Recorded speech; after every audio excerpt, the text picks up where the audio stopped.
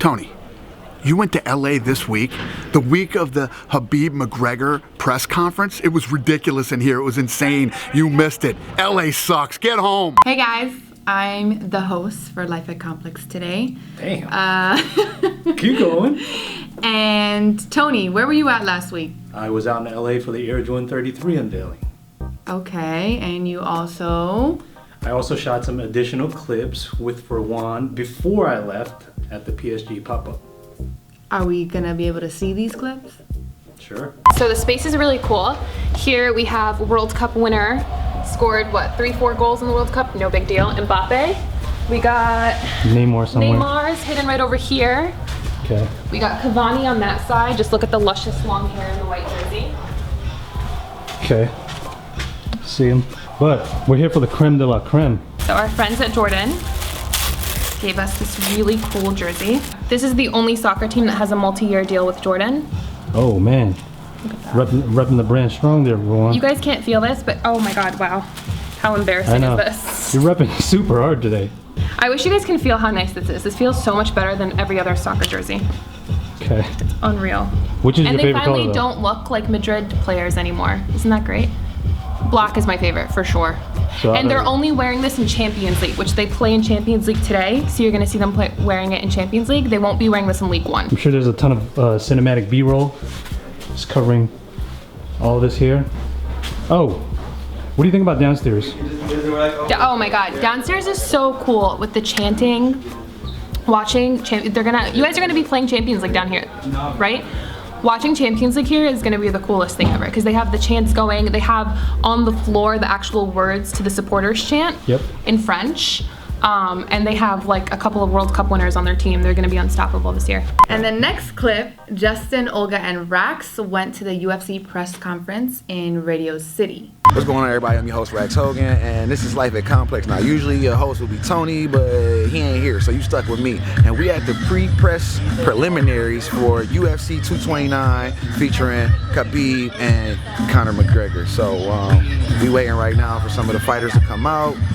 We just watched History of the Octagon, where they actually told like a brief history of who actually invented the octagon ring that they fight in. I came back for the love of this, to come and shut this man up. A little rat, a little weasel, a little hard man in groups. I've met many of them through my years. A man who grows in numbers, but on his own, and when confronted in a similar situation, cowers away. And that's what you saw with that little shite on the bus over there. He shit his jocks after doing something to his own countryman. That had nothing got to do with anything. I'm come here for smash this guy. Smash me, mate! Smash me! Smash me! I can smash you say send location. Here he is, right here in front of you.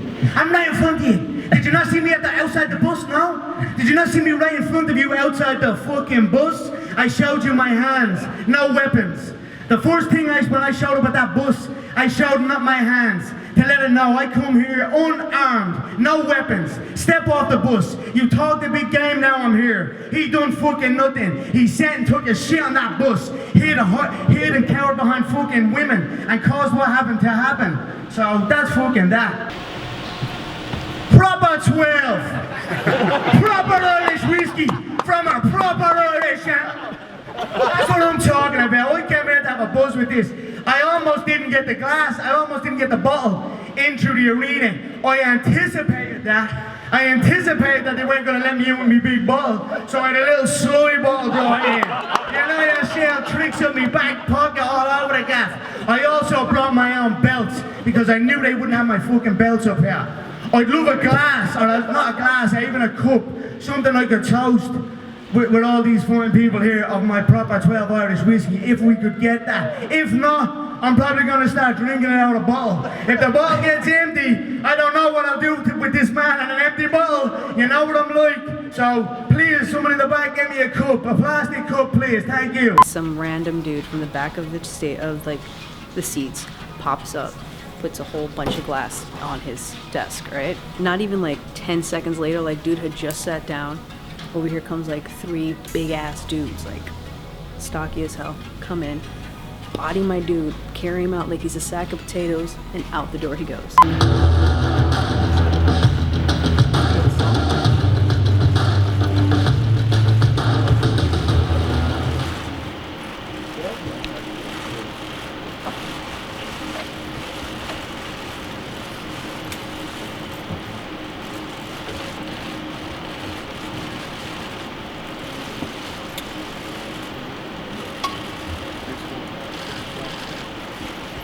This is actually my first press conference, red carpet, and my first interview, but that was crazy in there. So is it, do you wake up and have a regimen in case, you know, things get physical? Is it like I got my taser, my mace, or is it like a, y'all gonna keep it cool? You gotta stay in there and, you know, not let them touch each other, not let anybody disrespect each other, you know, other than verbally. And you know, there were a couple of points in there where Conor was offering him the whiskey. I thought he was going to throw the whiskey on him. I did too. So I was trying to stop that from happening. Now I've been a fan of Conor McGregor. I followed his career pretty, you know, loosely throughout his career. But Khabib, I actually was introduced to this morning, and I was introduced to him by a YouTube clip of him as a kid wrestling a bear. Khabib's the kind of guy that if he grabs you and gets on top of you, he smashes you. You do not get out from underneath like him. A bear. Yeah, and you know, the guys wrestle with a bear, and even more than that, you ask anybody from his team, AKA, they'll tell you he'll wrestle heavyweights, light heavyweights, and dominate them. So that is obviously his game. Conor McGregor, you know, is a knockout artist who also has unbelievable kicks in his arsenal. And today, you know, you don't say anybody is better than Ali, but I even give Conor the edge over Ali for the mental warfare game. You know, I think Conor is the greatest of all time with the mental warfare game. He tried to keep his composure, but at the end, you can see even his like training was like getting into it, because it's like he was jabbing such personal stuff. So he studies and does all his homework to know every little detail about a guy's life, and then he goes in on you and starts ripping you apart. And some of that stuff is, listen, I don't care who you are. It's hard not to react. It's hard not to. And hard not to get angry, and hard not to get, and that's what Conor does incredibly well. I think he's the best to ever do it. Everything you saw was real. Everything was very personal. They were both pretty pissed off when they left. We'll see you on October 6th, man. Pleasure, man. Appreciate it. Thank you so much. Thanks for coming out. And now, the moment that we've all been waiting for, Complex Con number 3, November 3rd and 4th. We have an insane food teaser sizzle for you guys.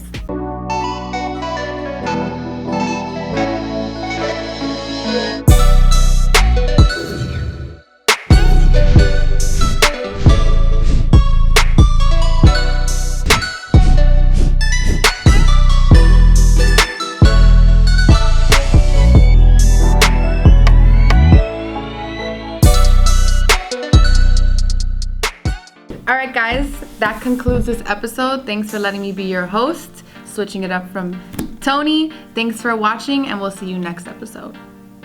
Peace.